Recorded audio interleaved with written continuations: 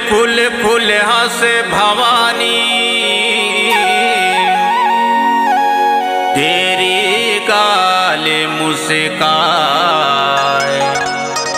तीन सपेटा गिरेंगे भर माँ दुर्गा दाई, गांव बाहिर होई जाए। बोल दुर्गा मैया की।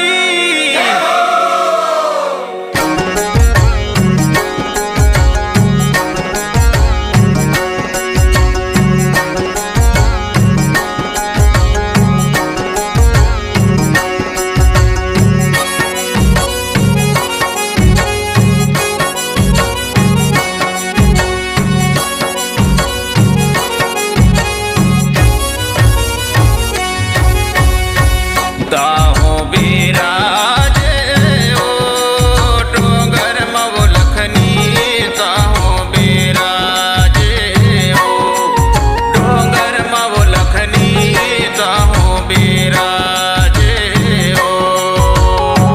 ताहो बिराजे ओ डोंगर मऊ लखनी, ताहो बिराजे ओ डोंगर मऊ लखनी, ताहो बिराजे ओ।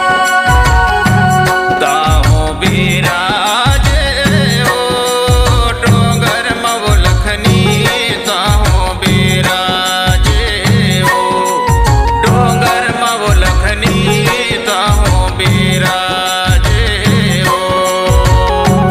ताहो बिराजे ओ डोंगर मऊ लखनी, ताहो बिराजे ओ डोंगर मऊ लखनी, ताहो बिराजे ओ।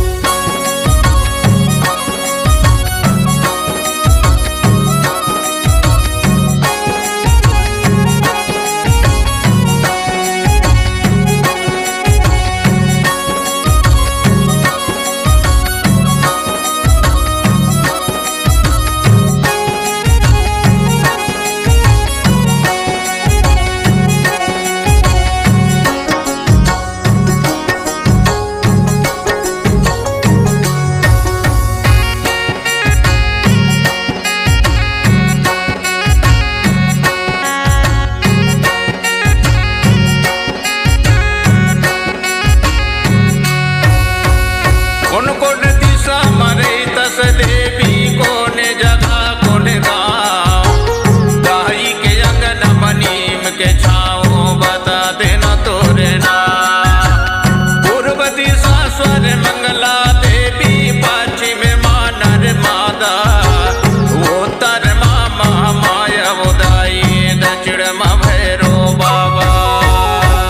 ताहो बिराजे ओ डोंगर मऊ लखनी, ताहो बिराजे ओ डोंगर मऊ लखनी, ताहो बिराजे ओ।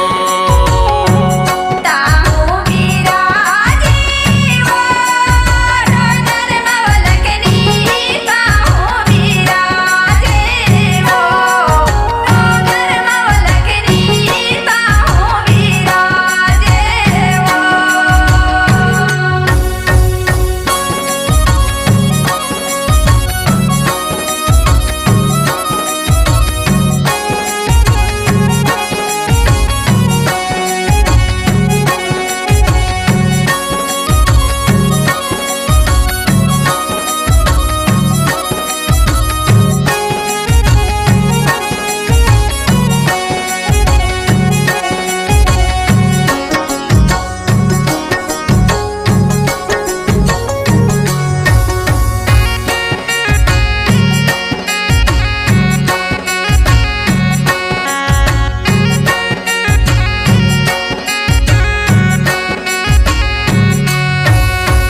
कौन रंग है, कौन रूप है, कौन केवल पर